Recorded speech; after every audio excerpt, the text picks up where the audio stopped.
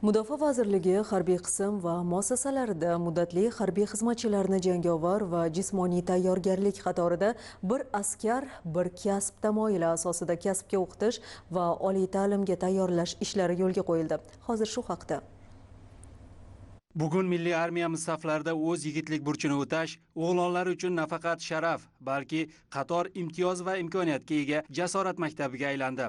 Endilikda 1 yillik xizmat davomida zamonaviy kasb-hunar egallash va kasb sertifikatini qo'lga kiritish, IT va sun'iy intellekt yo'nalishida bepul chuqurlashtirilgan ta'lim olish, xizmat jarayonida oliy ta'limga kirish uchun test topshirish, oliy ta'lim uchun xorijiy til va fan sertifikatini olish xarajatlarini to'lab berish va foizsiz ta'lim krediti bilan qo'llab-quvvatlash hamda kitobxonlik tanlovida g'olib bo'lib, elektromobilga ega bo'lish va xizmat muddatini qisqartirish imkoniyatlari yaratildi.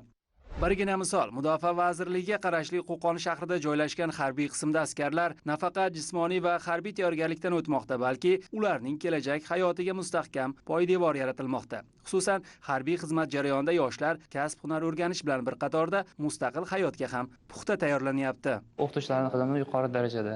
Juda ham qiziqarli dars o'tyapti. Masalan, avtomobillar tuzilishi, uni dvigatellari, harakatlanishi. Biz harbiy xizmatda nafaqat o'z burchimizni o'tyapmiz. Shundan tashqari, bizga yaratib bergan shart-sharoitlardan foydalangan holda kasb ham egallamoqdamiz.